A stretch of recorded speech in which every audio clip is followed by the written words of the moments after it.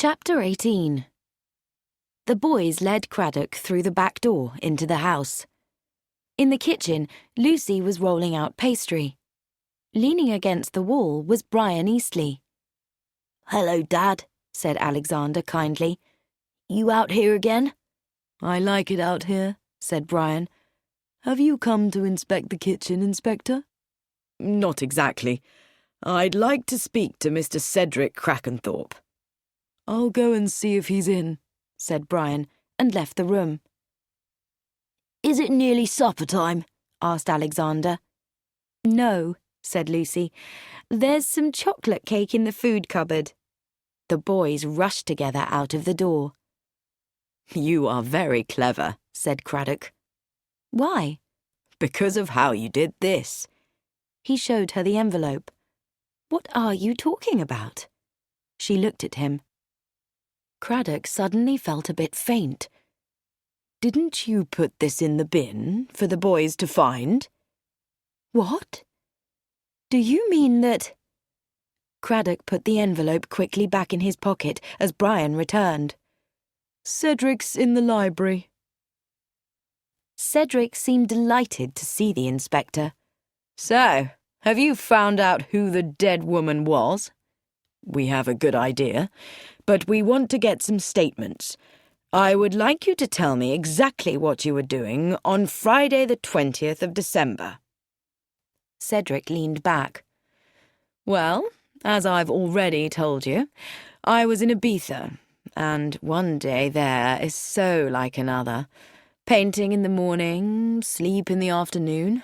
After that, some kind of a meal. Most of the evening in Scotty's bar with friends. Will that do?" "I'd rather have the truth, Mr. Crackenthorpe." Cedric sat up.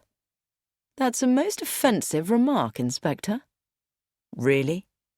You told me that you left Ibiza on the 21st of December and arrived in England that same day?"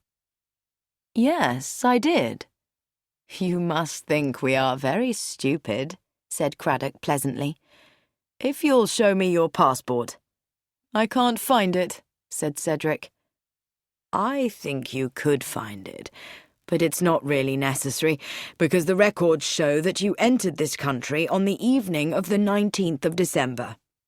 Perhaps you will now tell me what you did between that time until lunchtime on the 21st of December, when you arrived here." Cedric looked very angry.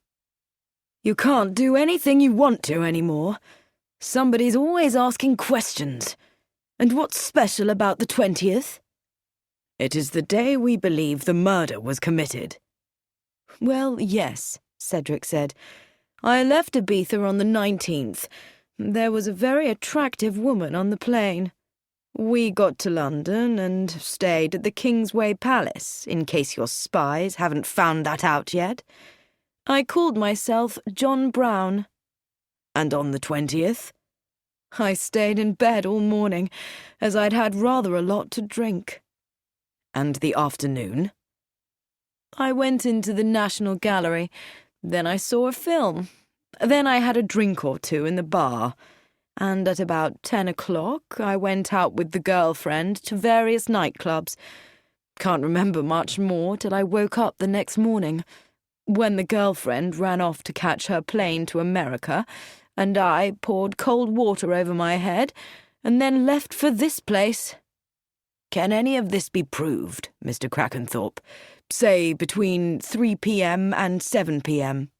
"Most unlikely," said Cedric cheerfully. The door opened, and Emma entered the room with a diary in her hand.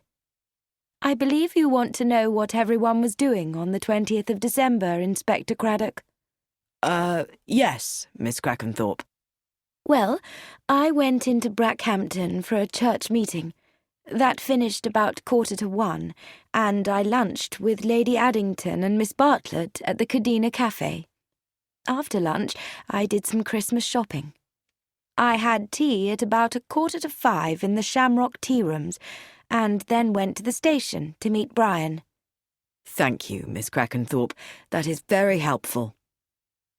Craddock did not tell her that as she was a woman, height 5'7", her movements were not important.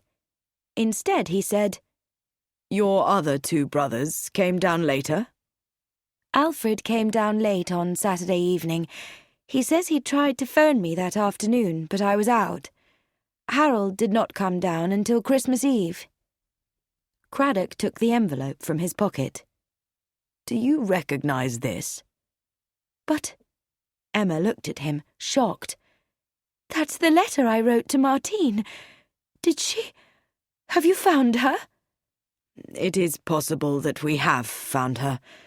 This empty envelope was found here." "Then it was Martine, in the sarcophagus?" "It seems very likely," said Craddock gently. It seemed even more likely when he got back to town and found a message from Armand Dessin. One of her friends has had a postcard from Anna Stravinska. The holiday story was true. She has reached Jamaica and is having a wonderful time. Craddock crushed the message and threw it into the wastepaper basket.